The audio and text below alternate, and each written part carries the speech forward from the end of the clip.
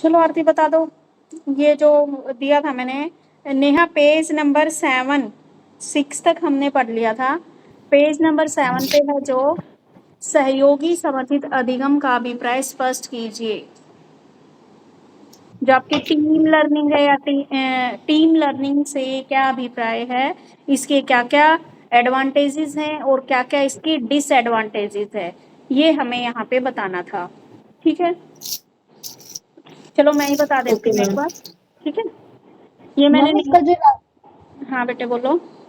Ma'am इसका जो last question है ये वाला, हाँ, सहकारी अधिगम से क्या अभिप्राय है, ये इसका मीनिंग भी तो टीम टीम लर्निंग का ही है ना? नहीं ये कोऑपरेटिव लर्निंग है बेटा। ओके मैम, बट मैम इसका जो आंसर है उसमें तो इससे रिलेटेड दे रखा है, हाँ टीम इससे लर्निंग से रिलेटेड रिलेटेड। मिलेगा, देखो टीम लर्निंग में भी आप एक टीम बनाकर 4-5 बच्चों के आपसी सहयोग से पढ़ते हो। ठीक है, उसमें टीम बना दी जाती है कि 4-5 बच्चे हो गए आपके। और कोऑपरेटिव लर्निंग में कोई भी आपकी हेल्प कर सकता है, जैसे आप तीनों एक दूसरे की हेल्प कर सकते हो या क्लास का और बच्चा आपकी हेल्प कर सकता है। Okay ma'am.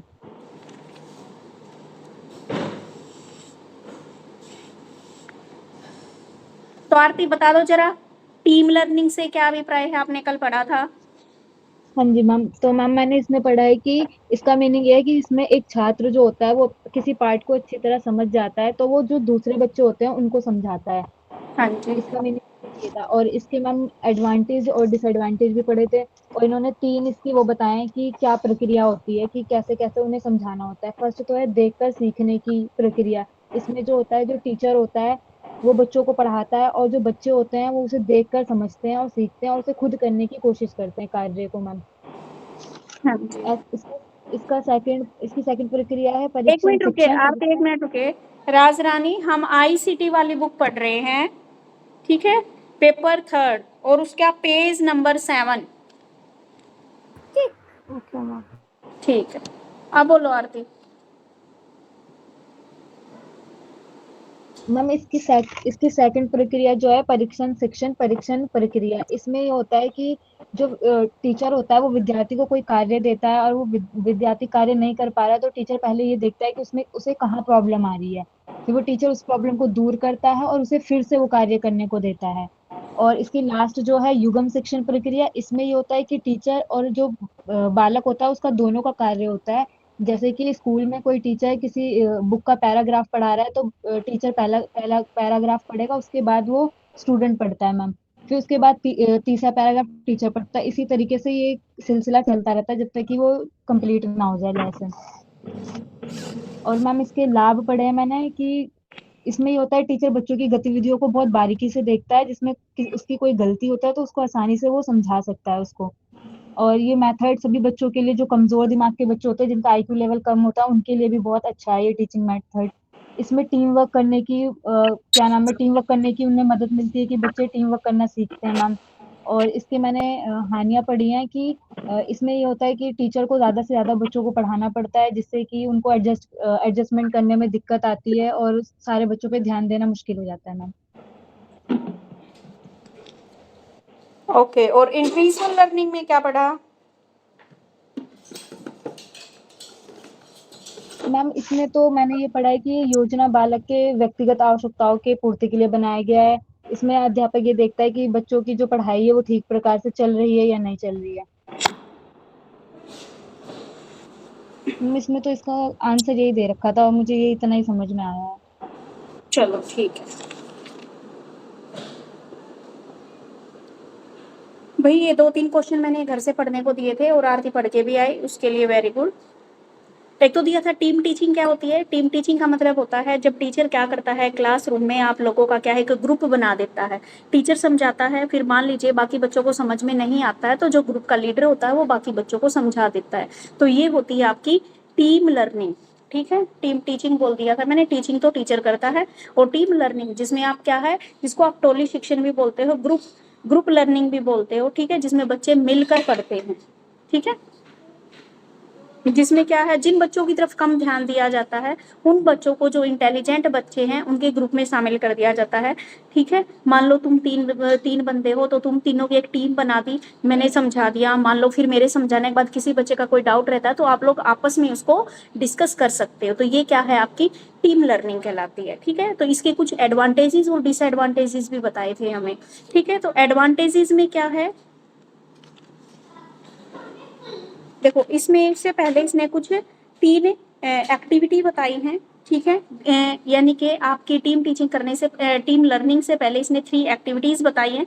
फर्स्ट वाली है आपकी देखकर करने की प्रक्रिया, कि आप देखोगे फिर करोगे। मान लो जो इंटेलिजेंट बच्चा है ग्रुप में वो करके दिखाएगा, उसके साथ साथ दूसरे बच्चे उस क्रिया को क्या करेंगे, रिपीट करेंगे। उसके बाद क्या है, परीक्षण शिक्षण परीक्षण प्रक्रिया। इसमें क्या बताया गया है, इसमें सबसे पहले अनुशिक्षक वह परीक्षण करता है कि विद्यार्थी आवश्यक कार्य को कर सकता है नहीं। इसमें है आपकी टेस्टिंग टीचर टेस्टिंग प्रोसेस। ठीक है, इसमें ये बोला गया है कि सबसे पहले टीचर ये देखता है कि जो काम मैंने दिया है क्या वह बच्चा उस काम को कर सकता है या नहीं। अगर बच्चा असफल होता है तो कार्य का एनालिसिस किया जाता है और ये जानने का प्रयास किया जाता है कि उस कार्य का कौन सा पार्ट उस स्टूडेंट को समझ में नहीं आया है। ठीक है, और उसके तीसरे स्टेप के दौरान जो टीचर होता है वो फिर से टेस्टिंग करता है और समस्या का समाधान करता है। तो सबसे पहले तो क्या है, बच्चों ने देख कर सीखा। ठीक है, जैसा टीचर ने समझाया, फिर जो उनकी टीम का जो बच्चा था, जो लीडर था, उसने बच्चों को दिखाया, तो देख देख के बच्चे बाकी के जो थोड़े से जिनका IQ लेवल कम था वो देख के कर रहे हैं, जो थोड़े कमजोर बच्चे थे। ठीक है, उसके बाद क्या था, दूसरी बात इन्होंने बताई कि टेस्टिंग करते हैं टीचर। टीचर क्या है, पहले देखेगा, पढ़ाएगा, फिर ये देखेगा कि उस बच्चे को समझ में आया है या नहीं आया है। ठीक है, फिर समझ में नहीं आया तो फिर देखता है, फिर से क्या है, समझाता है और फिर से एनालिसिस करता है और ये देखता है कि कहाँ पर प्रॉब्लम आ गई है। ठीक है, तो इसमें टेस्टिंग करके देखी जाती है। जैसे मैंने टीम टीचिंग तो बना दी, सॉरी आपकी टीम तो बना दी, ग्रुप तो बना दिया, लेकिन आपका ग्रुप काम कैसे करेगा, मैंने काम दे दिया तो मैं चेक भी तो करूंगी ना कि ये बच्चों को समझ में आया है या नहीं आया। जैसे तुम तीनों की क्या है, मैंने एक क्वेश्चन दे दिया तुम्हें कि भाई ये तुम्हें करके लाना है, तो आते ही क्या है, पहले मैंने समझाया, फिर मैंने पूछा कि कल तुम सबको ये आना चाहिए, तो फिर मैं टेस्टिंग करूंगी, तुम्हारी टेस्टिंग करूंगी। अगर मान लो किसी बच्चे को कुछ समझ में नहीं आया है तो एक बार तो जिस बच्चे को समझ में आ गया वो बता देगा, अगर तब भी नहीं आया समझ में तो फिर से टीचर क्या करेगा, उस प्रॉब्लम का सॉल्यूशन बता देगा। उसके बाद है आपकी युगम टीचिंग प्रोसेस। इसमें क्या बताया गया है, युगम टीचिंग प्रोसेस में इसमें टीचर और स्टूडेंट दोनों शामिल होते हैं। टीचर सबसे पहले कार्य को करता है, फिर अनुशिक्षित उस कार्य को करता है, उसके बाद तीसरे कार्य को, फिर से यह सिलसिला आगे तब तक चलता रहता है जब तक कि कार्य पूर्ण नहीं हो जाता। उदाहरण के लिए मौखिक अभ्यास के लिए दिए गए पाठ्य से पहले पहले पहरे को अनुशिक्षक पढ़ता है, दूसरे पहरे को विद्यार्थी। यानी कि क्या है, इसमें क्या है, युगम युगम का मतलब हो गया कि आप जोड़े के द्वारा टीचिंग कर रहे हो, टीचिंग लर्निंग प्रोसेस यहाँ पे कर रहे हो कि एक बार टीचर ने पढ़ा, दूसरा फिर बच्चे ने पढ़ दिया, तीसरा फिर से टीचर ने पढ़ दिया, चौथा पैराग्राफ फिर से क्या कर दिया, टीचर ने पढ़ दिया। ठीक है, यानी कि जैसे मैं कई बार आरती को बोल देती हूँ कि बेटा आप पढ़ दो, ठीक है, तो वो कौन सा है, हमारा युगम शिक्षण प्रक्रिया है। ठीक है, उसमें क्या होता है, एक तो टीचर समझा रहा तब भी समझ में आ रहा, दूसरा जो बच्चा पढ़ रहा है उसको भी क्लियर हो रहा है। ठीक है, तो ये थे आपके टीम टीचिंग के 3 प्रोसेस, जो 3 एक्टिविटीज आप इसके अंदर करते हो। अब इसके क्या है, टीम टीचिंग, टीम लर्निंग के क्या एडवांटेजेस है, क्या लाभ है और क्या इसकी हानियां हैं। अब देखो इसमें क्या है, सबसे पहली बात बताई गई है, टीचर प्रभावशाली ढंग से विद्यार्थी को लर्निंग एक्टिविटी की देखरेख करता है, इस दौरान गलती को पहचाना व ठीक किया जा सकता है। अब देखो टीम लर्निंग भले ही कर दी मैंने, लेकिन मैं ये देखती रहती हूँ कि बच्चा सही ढंग से सीख रहा है या नहीं रहा है। ठीक है, यानी कि मैंने टीम तो बना दी तुम लोगों की, लेकिन मैं बीच बीच में चेक करती रहूंगी कि आप लोग सही ढंग से काम कर रहे हो या नहीं कर रहे हो। ठीक है, तो इस प्रकार का अनुशिक्षण, सानिया हमने बेटे आपकी ICT वाली बुक स्टार्ट कर रखी है, पेपर 3, ठीक है, और उसका पेज नंबर 8 हम पढ़ रहे हैं।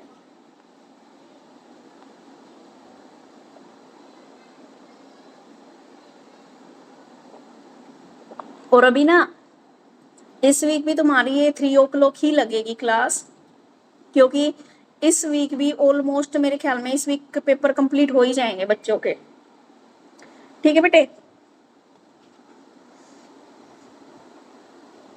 अब देखो फर्स्ट वाला पॉइंट समझ में आ गया, क्या लाभ है, टीचर क्या करता है, ये इफेक्टिव तरीके से बच्चे की लर्निंग की एक्टिविटीज को ध्यान में रखता है, ठीक है, इफेक्टिव तरीके से लर्निंग हो रही है। जब पता है ना, जब हम खुद पढ़ते हैं ना तब हमें इतना क्लियर नहीं हो पाता, जितना हम दूसरे को समझाते हैं तब क्लियर होता है, ठीक है। तो एक बच्चा जो बता रहा है उसको और भी ज्यादा समझ में आता है, तो ये क्या होता है, एक इफेक्टिव ढंग होता है लर्निंग का। दूसरा, ये केवल सिर्फ स्पेशल नीड वाले बच्चों के लिए हितकर नहीं है, बल्कि सभी बच्चों के लिए फायदेमंद है। अगर टीचर मटेरियल या सब्जेक्ट मैटर से संबंधित कोई भी योजना आयोजित करता है तो अनुशिक्षण हर गतिविधि में बहुत मदद करता है। यानी कि क्या है, ये केवल स्पेशल नीड वाले बच्चों के लिए ही इम्पोर्टेंट नहीं है, बल्कि जितने भी बच्चे टीम टीचिंग कर रहे हैं उन सबके लिए फायदेमंद है। क्योंकि जैसे जैसे टीचर पढ़ा रहा है वैसे ही बच्चे भी क्या कर रहे हैं, खुद से उस चीज की हेल्प, बाकी बच्चों की हेल्प करने की कोशिश कर रहे हैं, जिससे उनके अंदर भी क्या है, एक टीचिंग का गुण पनपने लग जाता है। दूसरी बात, तीसरी बात बताई है, विद्यार्थी और स्पेशल बच्चों के मध्य एक पॉजिटिव संचार को प्रोत्साहन करता है और इसके साथ ही यह कोऑपरेटिव वातावरण में एकत्रित होकर कार्य करने को बढ़ावा देता है, ठीक है।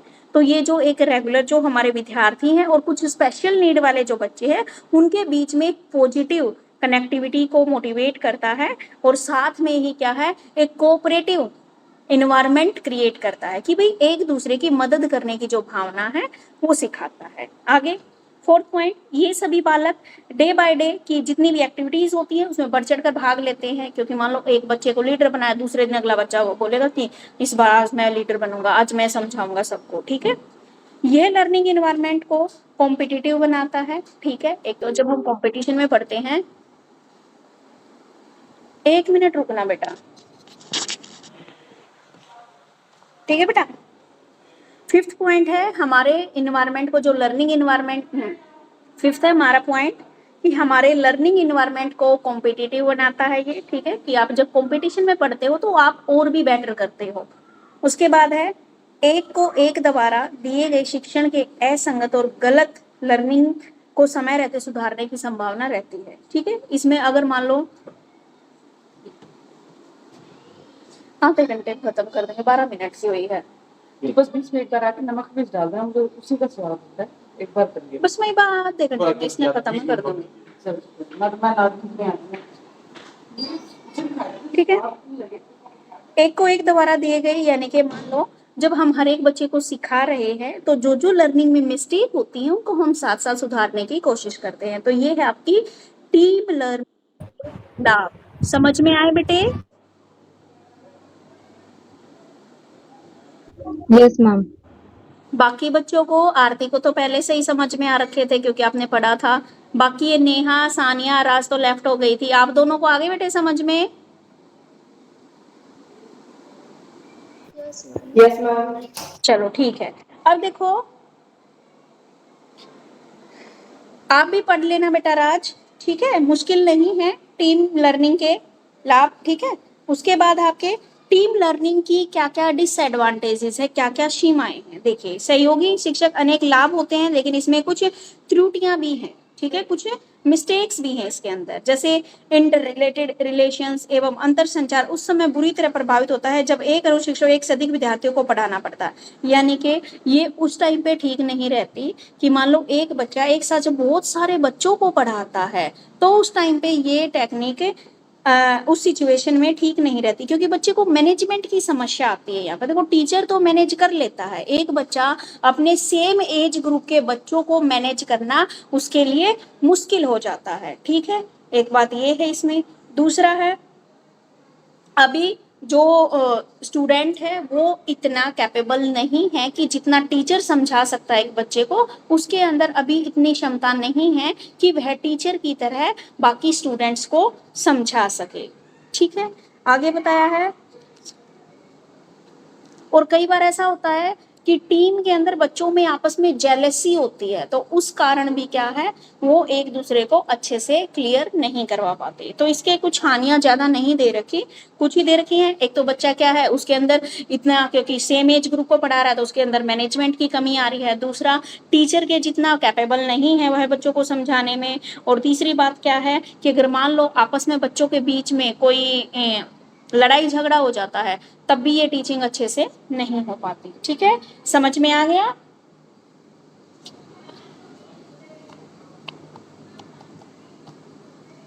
चलिए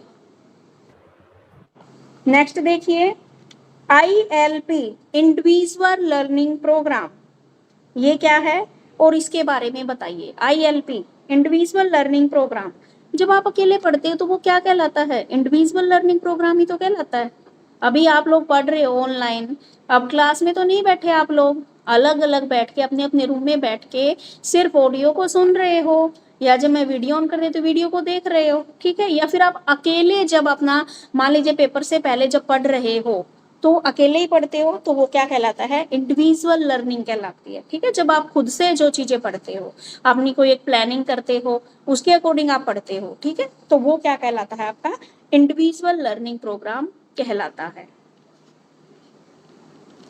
ये बच्चे क्या है, अपनी नीड के अकॉर्डिंग पढ़ते हैं। कोई बच्चा ज्यादा पढ़ता है, कोई बच्चा बुक भी उठा के नहीं देखता। ठीक है, कोई बच्चा मम्मी पापा के डर से पढ़ता है, कोई बच्चा अपनी पोजीशन लाने के लिए पढ़ता है। ठीक है, तो ये इंडिविजुअल लर्निंग प्रोग्राम कहलाता है। तो इंडिविजुअल लर्निंग प्रोग्राम के क्या ऑब्जेक्टिव है, मीनिंग क्लियर हुआ इंडिविजुअल लर्निंग? Yes ma'am. ठीक है, यस मैम। ठीक है बेटा, जब भी पढ़ो ना तो चीजों को अपने ऊपर लाके पढ़ो तो जल्दी समझ में आएगा। आगे देखिए, इंडिविजुअल लर्निंग प्रोग्राम के क्या ऑब्जेक्टिव हैं। बालकों की व्यक्तिगत आवश्यकताओं के प्रति अध्यापक की जवाबदेही सुनिश्चित करना, यानी कि क्या क्या उद्देश्य है कि जो भी बच्चा है वह जब इंडिविजुअल अपनी लर्निंग कर रहा है तो उसके लिए टीचर की अकाउंटेबिलिटी भी सुनिश्चित है। यानी कि जब आप पढ़ते हो, इंडिविजुअल पढ़ रहे हो और आपके सामने कोई प्रॉब्लम आती है तो टीचर आपको जवाब जरूर देगा। ठीक है, मान लो मैंने आपको कुछ पढ़ने के लिए दे दिया, आप लोग इंडिविजुअल पढ़ के आए, तो वो मेरी अकाउंटेबिलिटी है कि मैं एक बार आपको वो चीज रिकॉल करवा दूं। ठीक है, अगर मान लो आपको ना भी समझ में आई हो तो आप समझ सको। आगे, बालक सम्मति घर एवं विद्यालय के बीच का संवाद उपयोगी बनाना, यानी कि बच्चे के जो घर में और जो स्कूल में तो पढ़ता ही है, तो बच्चे को अगर हम कुछ काम दे देते हैं घर से करने के लिए तो वो इंडिविजुअल लर्निंग का क्या है, पार्ट है। ठीक है, तो इससे बच्चे का जो समय है वो क्या है, उपयोगी होगा, इधर उधर वह अपना टाइम वेस्ट नहीं करेगा। दूसरा, बच्चे का बिहेवियर चेंज होगा, बालक की सिचुएशन के अनुसार डालने की भावना विकसित करता है। निर्धारित और उद्देशित बालकों में निपुणता विकसित करना, यानी कि बच्चों को क्या है, एक गाइडलाइंस देना और उनको क्या है, जीवन के लिए एक गोल देने में भी निपुण बनाता है। जो बच्चा स्टार्टिंग से इंडिविजुअल लर्निंग करता है ना, उसको क्या है, आगे कॉलेज लेवल पर उसको कोई दिक्कत नहीं आती।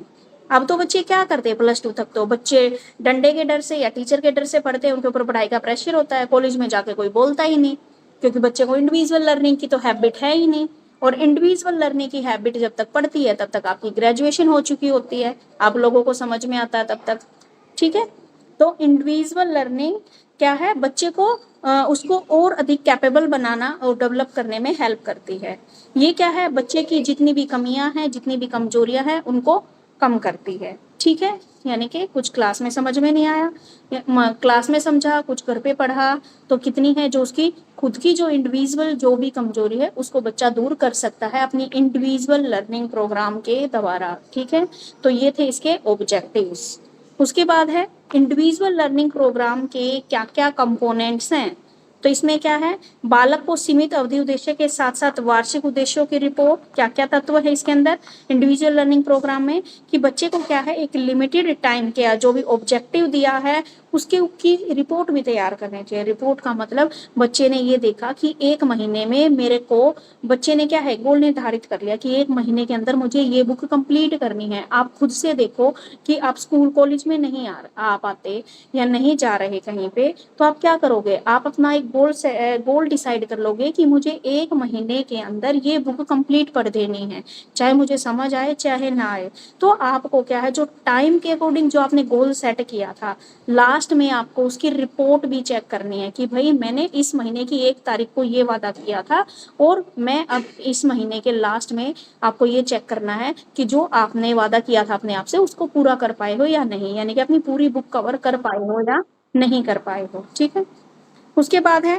बालक के प्रदर्शन के वर्तमान स्तर की रिपोर्ट। ये देखना कि पहले मुझे क्या आता था और 1 महीने बाद जब मैंने अपनी बुक्स को कंप्लीट रीड आउट कर लिया तब मुझे कितना आता है। ठीक है, तो कहीं ना कहीं चेंज जरूर मिलेगा आपको। उसके बाद नियमित शैक्षणिक योजना में भाग लेने योग्य हो जाते हैं बच्चे। क्या है इसके, क्या है, एक तो बच्चे क्या है जो रेगुलर जो एजुकेशन की प्लानिंग है उसमें भाग लेने के योग्य हो जाते हैं। ठीक है, मान लो जो बच्चे रेगुलर आते हैं और कोई बच्चा रेगुलर नहीं आता लेकिन वह अपनी इंडिविजुअल स्टडी कर रहा है तो वह रेगुलर आने वाले बच्चों के बराबर है क्योंकि उसको पूरी नॉलेज है।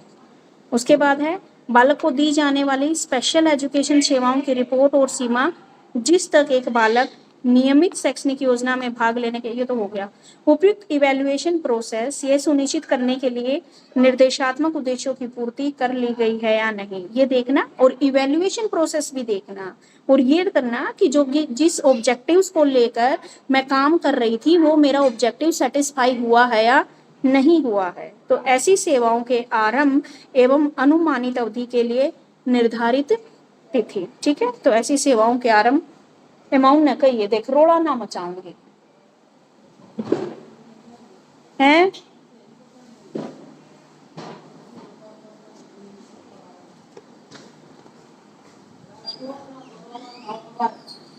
ठीक है भाई, आ गया समझ में?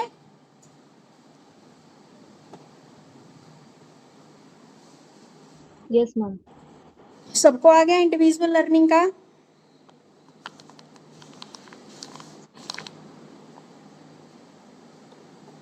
चलिए आगे है कोऑपरेटिव लर्निंग से क्या अभिप्राय है, इसके तत्व, उद्देश्य यानी कि इसके क्या क्या कंपोनेंट है, क्या क्या ऑब्जेक्टिव है, क्या एडवांटेजेस है और क्या डिसएडवांटेजेस है। ठीक है, क्या लाभ है क्या हानियां हैं, इसके बारे में।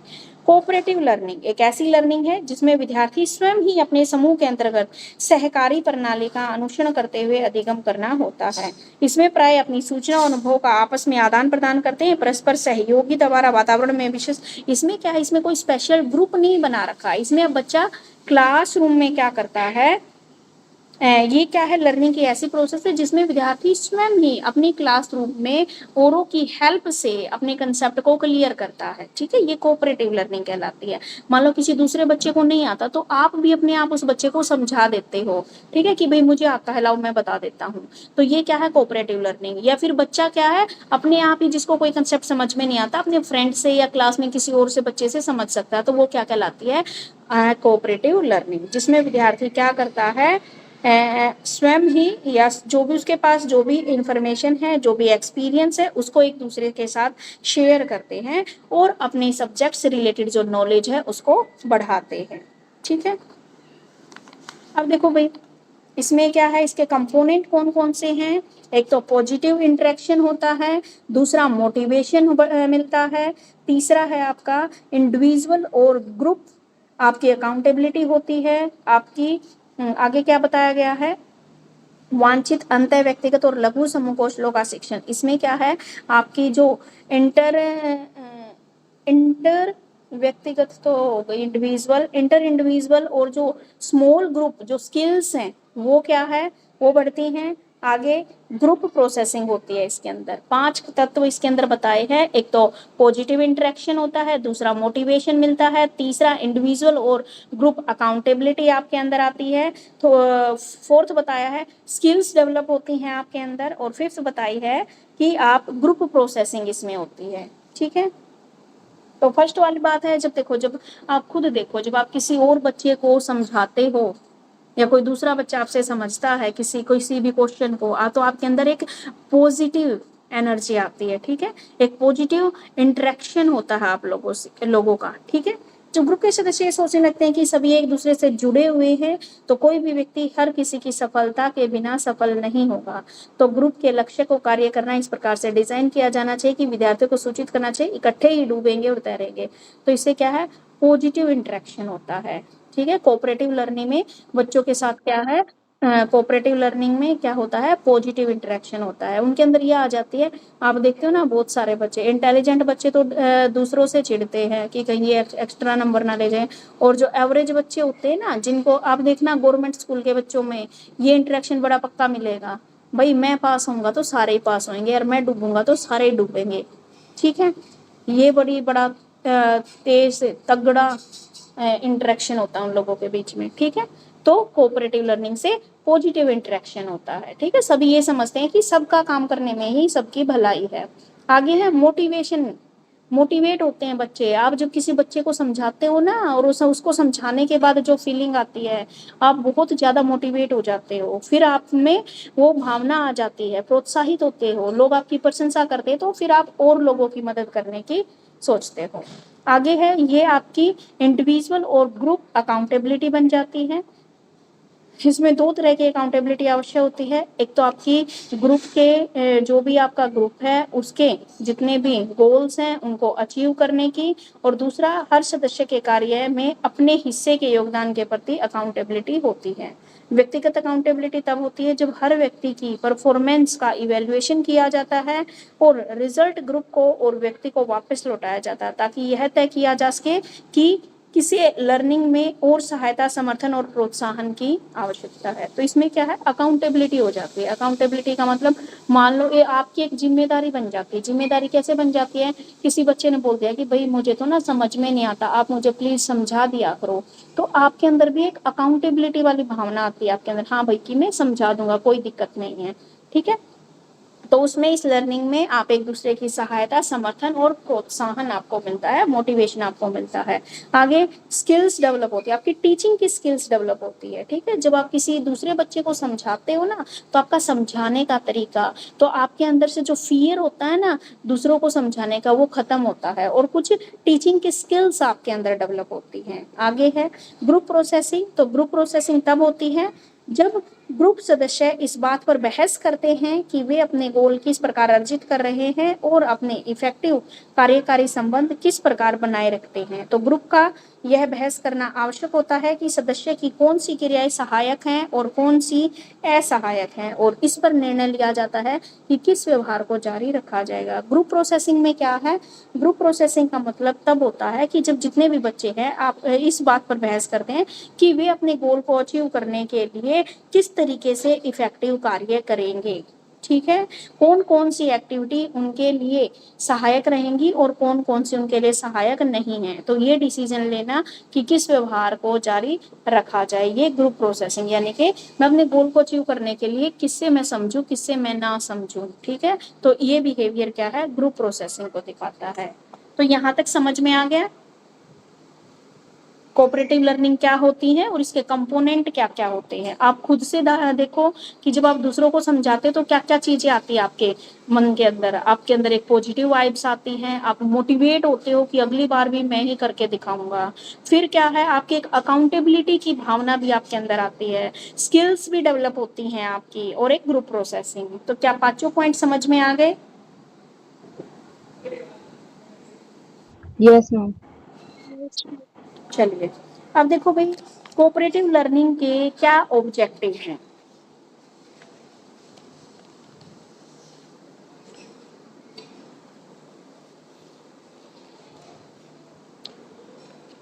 देखो भाई, कोऑपरेटिव लर्निंग के ऑब्जेक्टिव, बालक को कोऑपरेटिव लर्निंग की अवस्था में विशिष्ट आवश्यकता को पूरा करने का अवसर मिले, यानी कि बालक को क्या है, ठीक है ना, क्या घेर दिया मैं छोटे कुकर में तो ना आवे, देख लिए पानी के हिसाब से मेरा पट जाएगा, ठीक है भाई। देखो भाई, कोऑपरेटिव लर्निंग के क्या क्या ऑब्जेक्टिव हैं। इसमें कोऑपरेटिव लर्निंग की अवस्था में विशिष्ट आवश्यकताओं को पूरा करने का अवसर मिलता है, यानी कि जो स्पेशल जो नीड्स होती हैं उनको भी पूरा करने का यहाँ पर अपॉर्चुनिटी आपको मिलती है। ठीक है, स्पेशल नीड्स का मतलब ये है कि मान लो टीचर से आप नहीं पूछ पाते, आप आपस में पूछ के वो काम कर लेते हो तो आपकी नीड पूरी हो जाती है। ठीक है, तो आपको अपॉर्चुनिटी मिलती है किसी और की हेल्प करने की या अपना काम पूरा करने की। मान लो एक दिन पे स्कूल में टीचर नहीं आया तो आप अपना पूरा काम, पिछला काम कर सकते हो। ठीक है, आगे है विशिष्ट आवश्यकता वाले बालकों के लिए सीखने के लिए उपयुक्त वातावरण तैयार करना। ठीक है भाई, जो स्पेशल नीड वाले जो बच्चे हैं उनके लिए क्या है, एक उपयुक्त इन्वायरमेंट मिल जाता है। ठीक है, बालक को अपनी रिस्पॉन्सिबिलिटी समझने के लिए प्रोत्साहित करना। कोऑपरेटिव लर्निंग के जितने भी सदस्य हैं उनके मध्य सोशल इन्वायरमेंट को मोटिवेशन मिलता है। सक्षम और असक्षम बालकों के मध्य दोस्ताना वातावरण, यानी कि जो बच्चे एफिशिएंट है काम को करने में और जो बच्चे थोड़े ढीले हैं जो काम नहीं करके लाते, तो उन दोनों के बीच में भी क्या है, सोशल इन्वायरमेंट क्रिएट हो जाता है। ठीक है, या दोस्ताना व्यवहार उनके अंदर हो जाता है, क्योंकि इसमें क्या है, आपके क्लासरूम में कोऑपरेटिव लर्निंग, एक दूसरे को सहयोग करने की भावना है। तो जो बेचारे जिन बच्चों को काम नहीं आता, जिन बच्चों को समझ में नहीं आता, वो भी क्या है, एक दूसरे की हेल्प से अपना काम कंप्लीट कर लेते हैं। तो इस प्रकार परस्पर सहयोग और मदद के माध्यम से जो प्रॉब्लम सॉल्विंग है, उसकी प्रॉब्लम को सॉल्व करने की जो स्किल्स है वो भी डेवलप होती है आपके अंदर। ठीक है, तो ये थे आपके कोऑपरेटिव लर्निंग के ऑब्जेक्टिव्स। क्या क्या ऑब्जेक्टिव बताए हैं, एक तो आपको क्या है, स्पेशल नीड्स को पूरा करने की अपॉर्चुनिटी मिल जाती है। दूसरा, बच्चों को लर्निंग के लिए एक बेटर इन्वायरमेंट मिल जाता है।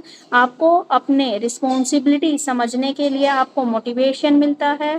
आपको क्या है, एक सोशल इन्वायरमेंट मिलता है। दूसरा, जो बच्चे इंटेलिजेंट है और जो बच्चे थोड़ा एवरेज है उनके मध्य भी क्या है, एक दोस्ताना वातावरण निश्चित हो जाता है और परस्पर सहयोग और मदद से जो भी प्रॉब्लम्स हैं आपकी वो भी सॉल्व हो जाते हैं। तो ये थे आपके कोऑपरेटिव लर्निंग के ऑब्जेक्टिव्स। समझ में आ गए? यस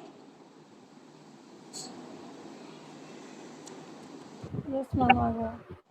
ठीक है, अब इसके हैं कोऑपरेटिव लर्निंग के कुछ एडवांटेजेस और कुछ डिसएडवांटेजेस। तो कोऑपरेटिव लर्निंग में कुछ एडवांटेजेस होती हैं, केवल विशिष्ट आवश्यकता वाले बालकों को ही लाभ नहीं, यानी कि कुछ स्पेशल नीड वाले बच्चों को ही नहीं बल्कि अन्य बच्चों को भी इससे लाभ पहुंचता है। यानी कि जो आप टीम टीचिंग कर रहे, टीम लर्निंग कर रहे थे ना, उसी से रिलेटेड क्या है, आपकी कोऑपरेटिव लर्निंग है। उसमें भी आप सहयोग से पढ़ रहे थे, इसमें भी सहयोग से पढ़ रहे हो, बस उसमें थोड़ा सा ग्रुप बना दिया, 4-4 बच्चों का, 5-5 बच्चों का। अब इसमें पूरी क्लास अवेलेबल है आपके पास, किसी से भी समझ सकते हो, किसी को भी समझा सकते हो, किसी का भी काम करवाने में हेल्प करवा सकते हो। ठीक है, तो इसमें यहाँ पर कुछ पॉइंट उसके यहाँ पर आप एडवांटेजेस में डाल सकते हो। ठीक है, इससे क्या है, सब बच्चों को लाभ पहुंचता है। आपके अंदर क्या है, एक अकाउंटेबिलिटी की भावना प्रोत्साहित होती है, दूसरों की मदद करने की भावना विकसित होती है। एक साथ क्या है, जो बच्चे इंटेलिजेंट है और थोड़े जो बच्चे एवरेज हैं उन सबको एक साथ सीखने का मौका मिलता है। इन्वायरमेंट अच्छा मिलता है आपको, विशिष्ट आवश्यकताओं वाले बालक सीख पाते हैं और वे सभी बातें सारी मौजूद हैं। आगे क्या बताया गया है, इन अवधारणा वर्तमान ज्ञानात्मक ढांचे में समानता जो पढ़ते हैं। डिसएडवांटेजेस तो उसकी कोई बताया ही नहीं। तो इसकी डिसएडवांटेजेस में क्या क्या मिला आपको, कि आपकी जो स्पेशल नीड वाले बच्चे हैं उनको भी लाभ पहुंचता है और जो बाकी के नॉर्मल बच्चे हैं उनको भी इससे का कोऑपरेटिव लर्निंग का लाभ पहुंचता है। आपके अंदर अकाउंटेबिलिटी की भावना जागृत होती है, आपके अंदर क्या है, आप मोटिवेट होते हो। ठीक है, मोटिवेशन की भावना आती है। जितने भी क्या है आपके इंटेलिजेंट और नॉर्मल बच्चे एक साथ ग्रुप में सीखते हैं तो जो रिजल्ट आते हैं वो अच्छे आते हैं। ठीक है, सभी बच्चे एक दूसरे की जो डिफरेंस हैं, ठीक है, हर एक व्यक्ति में क्या होता है, इंडिविजुअल डिफरेंस होता है, उसको भी स्वीकार करते हैं, एक दूसरे का आदर करना सीखते हैं। ठीक है, तो ये सभी बालकों की जो विशिष्ट बालक हैं वो भी सीख जाते हैं बाकी नॉर्मल बच्चों के साथ। तो ये थे इसके एडवांटेजेस। डिसएडवांटेजेस में आप इसका लिख सकते हो कि सदस्यों का मार्गदर्शन करने में असफल रहता है।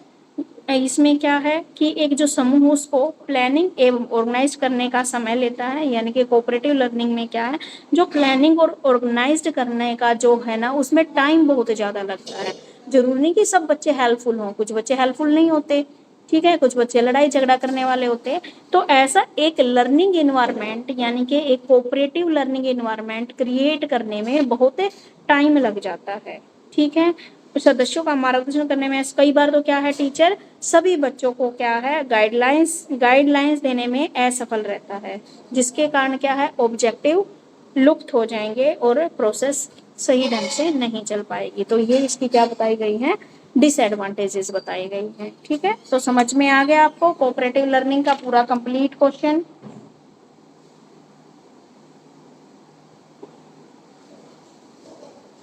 Yes ma'am. अब देखो अगला जो टॉपिक है प्लानिंग फॉर टीचिंग, ये आपने जो टीचिंग सब्जेक्ट्स थे उसमें पढ़ा हुआ है। ठीक है, अब जैसे जैसे पढ़ाऊंगी ना तब पता लगेगा आपको, ये आपको आता है। देखो प्लानिंग फॉर टीचिंग में सबसे पहला क्वेश्चन है आपका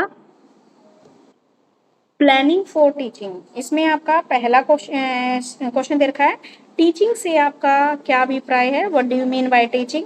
और टीचिंग के लिए जो आप ईयरली प्लान बनाते हो तो उसमें किन किन बातों का ध्यान रखना आवश्यक है। ठीक है, तो टीचिंग प्लानिंग क्या होती है, टीचिंग प्लानिंग से अभिप्राय उस प्लानिंग या उस स्ट्रेटजी से है जिसे कोई टीचर अपने स्टूडेंट को टीचिंग करने के दौरान बनाता है। टीचिंग प्लानिंग करते समय अध्यापक साल भर के लिए एक सिलेबस को ध्यान में रखना पड़ता है और तीनों स्तर वार्षिक स्तर, यूनिट वाइज और चैप्टर वाइज बनाता है। अब आप देखो, अब आप यहाँ पर एक टीचर के नजरिए से सोचना कि जब एक टीचर आपसे पूछा गया है कि टीचिंग से आपका क्या अभिप्राय है। टीचिंग का अभिप्राय क्या होता है कि जो क्लासरूम में जो टीचर अपनी नॉलेज अपने एक्सपीरियंस के आधार पर जो आपको ज्ञान प्रदान करता है तो वो क्या कहलाती है, टीचिंग कहलाती है। और टीचिंग प्लानिंग क्या होती है कि एक टीचर पढ़ाने के लिए जो भी प्लान बनाता है, ठीक है, कि किस तरीके से मुझे अपने बच्चों को समझाना है,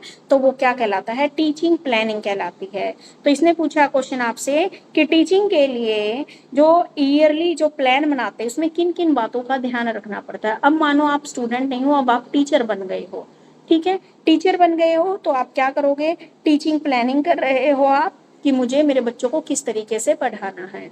तो जब आप देखते हो जब एग्जाम हो जाते हैं ना बच्चों के, तो पहले तो टीचर क्या करते हैं, रिजल्ट प्रिपेयर करते हैं। जब रिजल्ट प्रिपेयर हो जाता है तो स्टार्टिंग में जाते ये लगा लो कि 1 अप्रैल को तो कोई बच्चा, बहुत कम बच्चे आते हैं, तो थोड़ा सा काम कराने के बाद टीचर क्या करता है, पूरे साल का प्लानिंग चार्ट बनाता है। वो सबसे पहले लिखता है कि क्या क्या सिलेबस है मेरे पास, कितना सिलेबस मुझे FA1 में देना है, कितना सिलेबस मुझे FA2 में देना है, कितना सिलेबस मुझे ईयरली एग्जाम में देना है, यूनिट वाइज मुझे कौन कौन से क्वेश्चन करवाने हैं, चैप्टर वाइज मुझे क्या क्या इंपॉर्टेंट क्वेश्चन कराने हैं। तो ये सारे क्या है इसके अंदर शामिल होते हैं। तो साल भर का जो सिलेबस बनाने की जो योजना है वही आपकी क्या है, एनुअल प्लानिंग कहलाती है।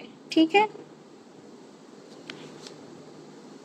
अब देखो भाई टीचर को क्या क्या बातें ध्यान में रखनी चाहिए जब वह अपनी एनुअल प्लानिंग बना करता है। तो उसको सबसे पहले तो जो कंप्लीट जो सिलेबस है उसको एक बार क्या करके देख लेना, उसका एनालिसिस करके देख लेना है कि पूरा सिलेबस क्या क्या है, कितने चैप्टर है, कितने चैप्टर आपको मंथ वाइज डिवाइड करने हैं। दूसरा, टाइम टू टाइम होने वाले जितने भी एग्जाम हैं, जितनी भी छुट्टियां हैं, उनको ध्यान में रखकर उसको अपनी ईयरली प्लानिंग तैयार करनी पड़ती है। आगे, टीचिंग उद्देश्यों और टीचिंग लर्निंग हेतु निर्धारित विषय वस्तु के बीच उचित संबंध स्थापित करना, यानी कि आपके क्या ऑब्जेक्टिव और क्या आप जो पढ़ा रहे हो उनके बीच में कोरिलेशन करना। ठीक है, आगे टीचिंग मेथड का पहले से ही पूर्व निर्धारण करना कि आज मुझे किस मेथड से पढ़ाना है। आगे है टीचर सहायक मटेरियल, ठीक है, यानी कि टीचर की जितनी भी टीचिंग एड्स है उनकी सूची बनाना, ठीक है, और उनकी व्यवस्था करना कि मुझे टीचिंग के दौरान किस किस की जरूरत पड़ेगी। मान लीजिए अगर कोई SST का टीचर है या ज्योग्राफी का टीचर है तो उसको मैप फिल करवाने के लिए उसको मैप की जरूरत पड़ेगी, ग्लोब की जरूरत पड़ सकती है। ठीक है, उसके बाद है इवैल्यूएशन कि इवैल्यूएशन का क्या परफॉर्मा रहेगा, उसको पहले से ही टीचर डिसाइड कर लेता है। प्रश्न पत्र की रूपरेखा का निर्धारण करना कि क्वेश्चन पेपर मुझे किस स्टाइल का बनाना है, मुझे उसमें वेरी शॉर्ट क्वेश्चन आंसर देने हैं, नहीं देने हैं, एमसीक्यू देने हैं, नहीं देने हैं, 20 मार्क्स के अकॉर्डिंग कैसा पेपर बनाना पड़ेगा मुझे, उसके बाद आपके FA2 के लिए कैसा, उसके लिए हाफ ईयरली जो होते हैं 80 मार्क्स में किस प्रकार के क्वेश्चन डालेंगे। ठीक, तो जो क्वेश्चन पेपर है उसको पहले से ही ये निर्धारित करके रखना पड़ता है। समझ में आ गया? Yes ma'am. अब अगला क्वेश्चन सबको आ गया ना समझ में? अगले क्वेश्चन देखो तुमने पढ़े हुए हैं, अब तुम्हें याद है या नहीं है ये मुझे पता नहीं। यूनिट प्लानिंग से क्या अभिप्राय है और एक अच्छी यूनिट की विशेषता बताते हुए टीचिंग यूनिट के निर्माण में प्रमुख प्रकार और जितने भी स्टेप है उनके ऊपर प्रकाश डालिए। क्या याद है किसी को यूनिट प्लानिंग पढ़ा था? यस मैम, पढ़ा था। उसके बाद है अगला क्वेश्चन है लेसन प्लानिंग किसे कहते हैं, और लेसन प्लानिंग का अर्थ स्पष्ट करते हुए लेसन प्लानिंग की आवश्यकताओं पर महत्व डालिए। ठीक है, उसमें आपने पूरा लेसन प्लान भी बना के दिखाया था। अब यहाँ पर आपको पूरा लेसन प्लान नहीं बनाना, जस्ट आपको बताना है कि किस तरीके से आपको अपना लेसन प्लान बनाना है। उसके बाद अगला क्वेश्चन आपकी लेसन प्लान की क्या क्या विशेषताएं हो सकती हैं। ठीक है, उनकी क्या क्या विशेषताएं हैं। उसके बाद विशिष्ट बालकों के लिए शिक्षा की योजना पर प्रकाश डालिए। देखो तुम्हें होमवर्क में दे रही हूँ मैं ये, अगर कल समझ में नहीं आए तो कल करवाऊंगी। यूनिट प्लानिंग ये वाला क्वेश्चन करना है, और एक लेसन प्लान क्या होता है। ठीक है, और लेसन प्लान का अर्थ स्पष्ट कीजिए और लेसन प्लान की क्या इंपॉर्टेंस है ये आपको करनी है। और थर्ड क्वेश्चन है लेसन प्लान की क्या क्या करेक्टरिस्टिक्स हैं, क्या क्या विशेषताएं हैं। ये क्वेश्चन आपका होमवर्क में, ये 3 क्वेश्चन। नेक्स्ट क्वेश्चन देखो अब, स्पेशल एजुकेशन क्या है, इसकी आवश्यकता, इसकी नीड क्यों है और इम्पोर्टेंस क्या है ये बताना है। या फिर जो स्पेशल बच्चे हैं उनकी एजुकेशन के ऊपर प्रकाश डालिए। स्पेशल बच्चों में कौन से आ जाते हैं, जो थोड़ा सा जिनका IQ लेवल कम होता है वो स्पेशल में आ जाते हैं। ठीक है, या फिर कुछ ऐसे बच्चे हो जाते हैं, देखते हैं प्रकृति के अनुसार स्पेशल एजुकेशन। देखो प्रकृति के नियम के अनुसार कोई भी 2 व्यक्ति या बालक एक जैसे नहीं होते हैं, चाहे वह भले दिखने में ही एक जैसे हो, लेकिन कुछ ना कुछ डिफरेंस उनके अंदर जरूर होता है। तो स्कूल जाने वाले लगभग सभी बच्चे एक जैसे लेवल के नहीं होते, कुछ तो क्या होता है बहुत इंटेलिजेंट होते हैं, सुपीरियर होते हैं, और कुछ क्या है नॉर्मल लेवल से भी बहुत नीचे होते हैं। तो विशिष्ट बालक या असामान्य, तो सामान्य स्तर से ऊपर या नीचे, या तो सुपीरियर इंटेलिजेंट है वो भी स्पेशल बच्चा है, और बिल्कुल नालायक बच्चा जिसको कुछ नहीं आता समझ में वो भी स्पेशल बच्चा है। ठीक है, तो इस तरह के बालकों के लिए एजुकेशन का मैनेजमेंट करना सरकार का कर्तव्य है। और इन बालकों में कुछ प्रतिभाशाली, ठीक है, कुछ उसके बाद कुछ क्रिएटिव, कुछ पिछड़े और कुछ मंद बुद्धि के बच्चे होते हैं, और कुछ क्या है शारीरिक रूप से कमजोर बालक भी होते हैं।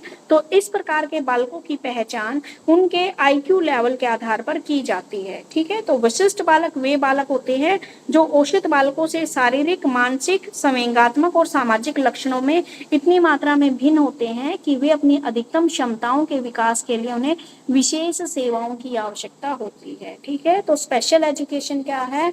अब स्पेशल एजुकेशन सबसे पहले तो आपको ये देखना है कि स्पेशल बच्चे कौन होते हैं। स्पेशल बच्चे वो बच्चे होते हैं जो या तो फिजिकली या मेंटली या इमोशनली या सोशली क्या है बाकी बच्चों से भिन्न होते हैं, और ये इतने भी सक्षम नहीं है कि इनको क्या है अपने काम पूरे करने के लिए दूसरे लोगों की हेल्प की आवश्यकता होती है। तो ये क्या आते हैं स्पेशल बच्चों में आते हैं। तो स्पेशल बच्चे यहाँ पर बताए गए हैं 2 प्रकार के होते हैं। स्पेशल बच्चे या तो क्या है बहुत सुपीरियर इंटेलिजेंट, या बिल्कुल क्या है आपका जितना IQ लेवल होना चाहिए उससे बहुत डाउनफॉल, बहुत नीचे वाला। ठीक है, तो ये होते हैं आपके। अब देखो भाई स्पेशल एजुकेशन की क्यों आवश्यकता महसूस हुई, ठीक है, या क्या इसकी इंपॉर्टेंस है। एक तो जीवन में समानता लाने के लिए स्पेशल एजुकेशन। आप देखते हो आपकी JBT जो है, आप जो DLED कर रहे हो ये जनरल DLED है, एक होती है स्पेशल DLED। ठीक है, स्पेशल में क्या है जो बच्चे थोड़े मानसिक रूप से वैसे होते हैं, जो मानसिक रूप से बिल्कुल कमजोर है, बिल्कुल नीचे है, उन बच्चों को पढ़ाने के लिए होती है। ठीक है, तो इसकी आवश्यकता क्यों ली? जीवन में समानता लाने के लिए, ताकि वे जो बच्चे जो पिछड़े हुए हैं समाज से, उनको एक समान लाने के लिए स्पेशल एजुकेशन की जरूरत पड़ी। दूसरा, राष्ट्रीय विकास के लिए, यानी कि राष्ट्र का विकास तभी होगा जब हर एक व्यक्ति की डेवलपमेंट होगी। इसीलिए सरकार ने कदम उठाया कि जो बच्चे मंद बुद्धि के हैं उनको भी पढ़ लिख कर ऐसा बनाना है ताकि वह अपना जीवन यापन कर सके, दूसरों के ऊपर बोझ न बने, और तभी क्या है, राष्ट्र का विकास होगा। आगे जो डेमोक्रेसी है उसकी सफलता के लिए, ठीक है,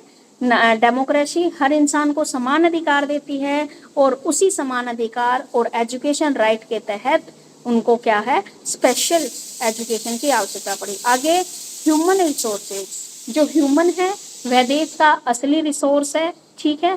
अगर यह बेकार हो गया, अगर मान लो हमारी जनरेशन बिल्कुल भी नहीं पढ़ी, तो क्या देश की डेवलपमेंट हो सकती है?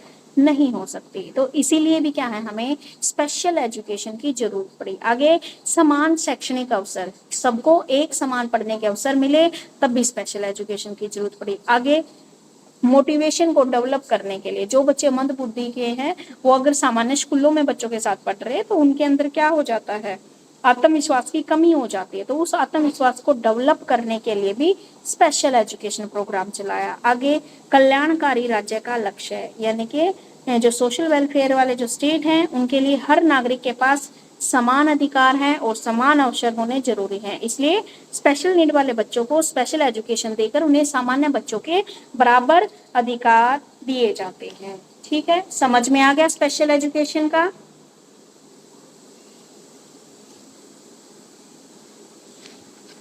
Yes ma'am. ठीक है,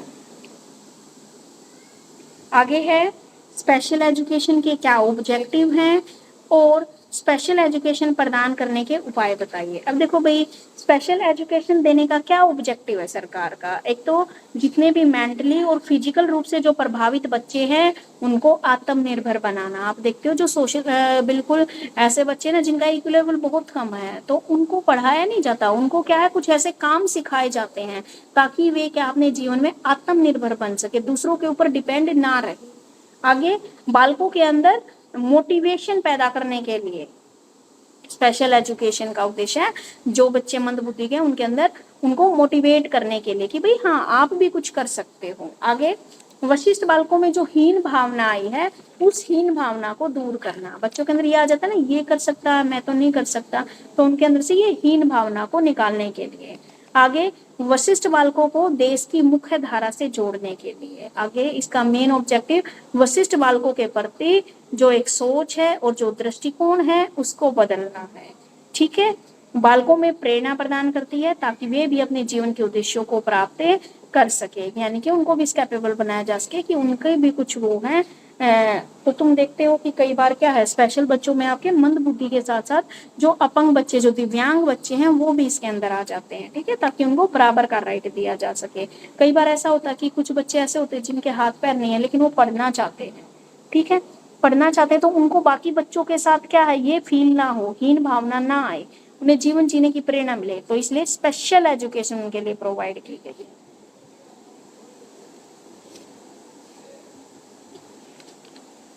अब देखो भाई,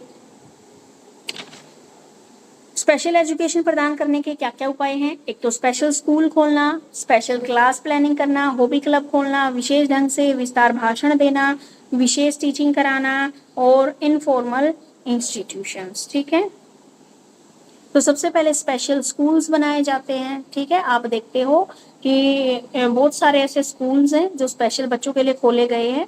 एक तो रेड क्रॉस सोसाइटी वाले जितने हैं वो स्पेशल बच्चों के लिए हैं, एक अर्पण वाले जितने स्कूल होते हैं वो स्पेशल बच्चों के लिए होते हैं।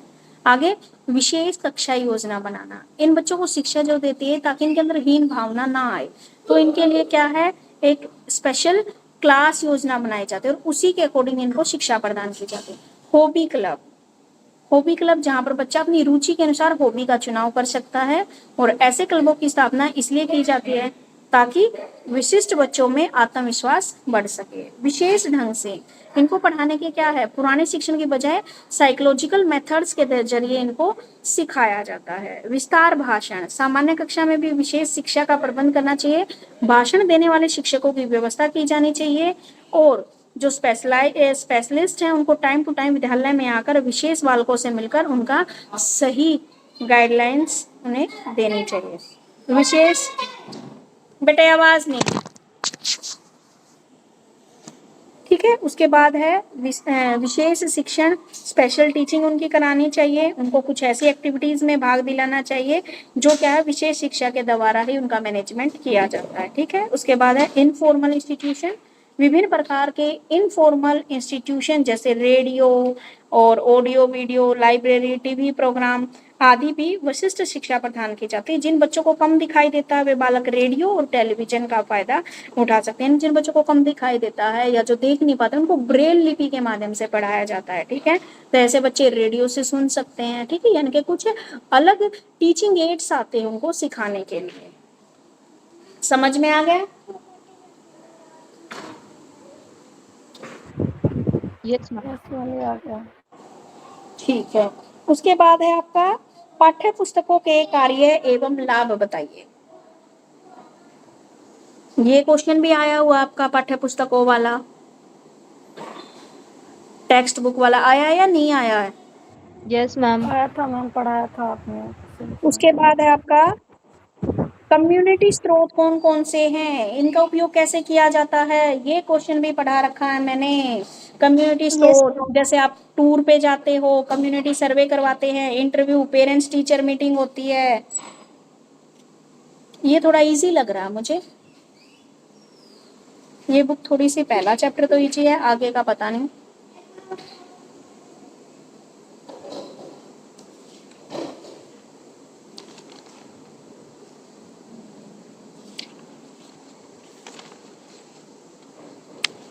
अब देखो एक क्वेश्चन रह गया आपका, कम्युनिटी वाला भी पढ़ना है आपको। लास्ट क्वेश्चन है स्टूडेंट की इवैल्यूएशन में क्वेश्चन सब्जेक्ट पर संस्कृत लेख लिखिए। यानी कि बच्चों के इवैल्यूएशन के लिए जो भी आप क्वेश्चन करते हो, इवैल्यूएशन से रिलेटेड जो भी क्वेश्चन पूछे जाते हैं उनके बारे में यहाँ पे बताना है, ठीक है। देखो भाई, जब हमें पता है इवैल्यूएशन करना है तो हमें बच्चों से क्वेश्चन तो पूछने पड़ेंगे, या आप ओरल टेस्ट भी ले सकते हो, रिटन में भी ले सकते हो, ताकि आपको पता लगे कि बच्चे को जितना हमने समझाया है वो समझ में आया है या नहीं आया है, ठीक है। अब देखो, हम जानते हैं कि टीचिंग की कुशलता और निपुणता प्रश्नों के पूछने की कुशलता पर निर्भर करती है। बालकों की तत्परता इवैल्यूएशन के प्रश्नों की भूमिका महत्वपूर्ण होती है।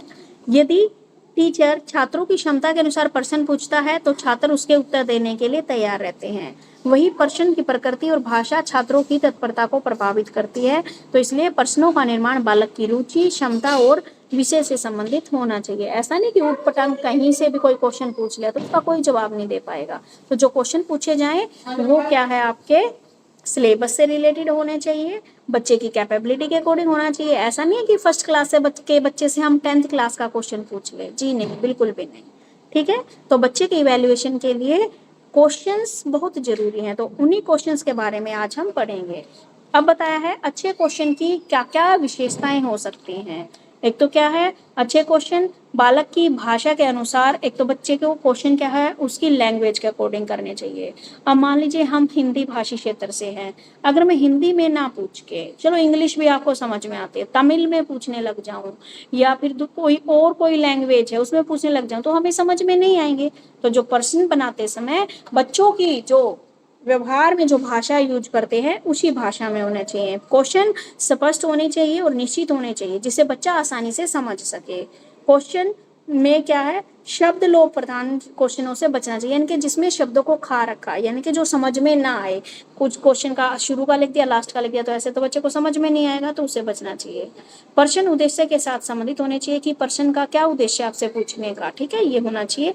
एक प्रश्न में एक ही विचार होना चाहिए या एक से अधिक, यानी कि बच्चे उलझ जाएं ऐसे विचार नहीं पूछने चाहिए। एक क्वेश्चन है तो उसमें उसी क्वेश्चन के रिगार्डिंग पूछना चाहिए, उसमें कोई और दूसरा क्वेश्चन मिक्स नहीं करना चाहिए।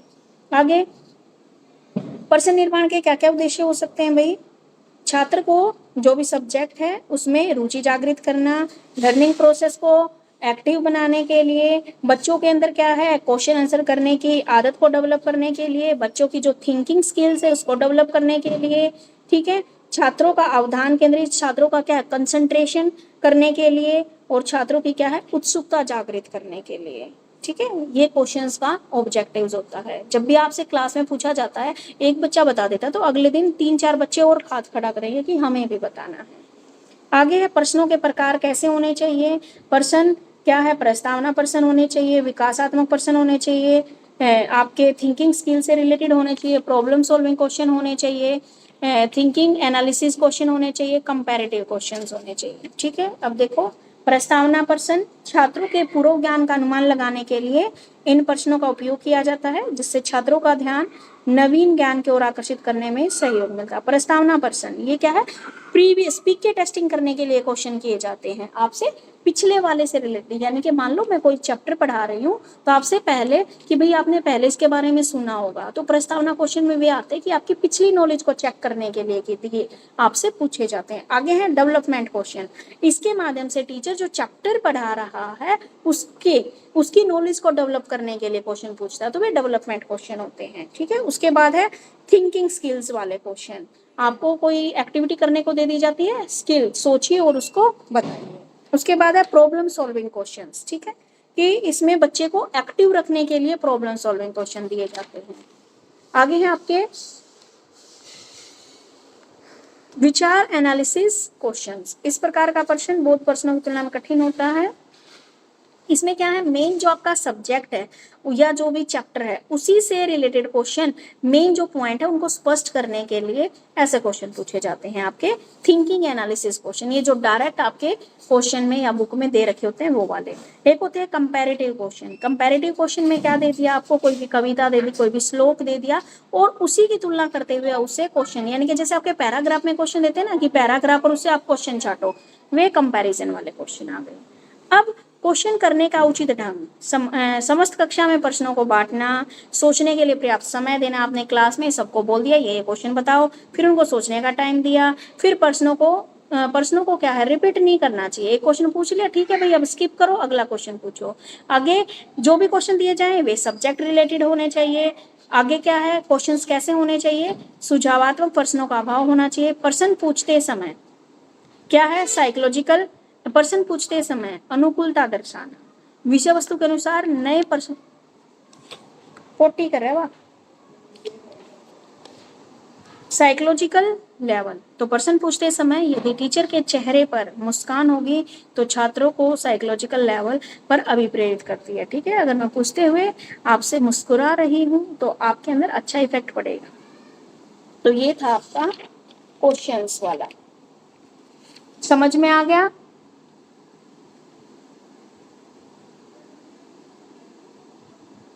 Understand everyone?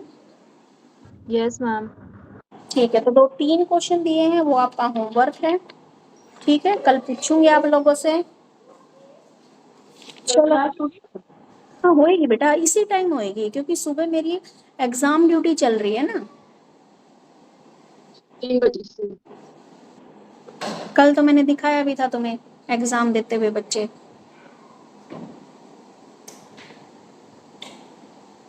अब शॉर्ट क्वेश्चन देखो, शॉर्ट क्वेश्चन में जो आज पढ़ाया है 9th वाला क्वेश्चन, आपकी cooperative learning, individual learning, lesson planning, ठीक है, टीचिंग लर्निंग, आगे यूनिट प्लानिंग, स्पेशल चिल्ड्रन कौन होते हैं वे, और स्पेशल एजुकेशन प्रोवाइड करने के कोई 3 ऑब्जेक्टिव बताइए और पाठ्य पुस्तकों के 3 लाभ बताइए, ठीक है। तो ये आपको पढ़ के आना है, जो चीजें समझ में नहीं आएंगी वो मैं कल आपको समझा दूंगी, ठीक है। डिस्कस करूंगी जितने भी क्वेश्चन आपको दिए हैं मैंने पढ़ने को, ये मत सोचना कि अगला चैप्टर करवाऊंगी, सेकंड नहीं करवाऊंगी, आज जो काम दिया है वही सुनूंगी आप लोगों से, ठीक है। Okay ma'am.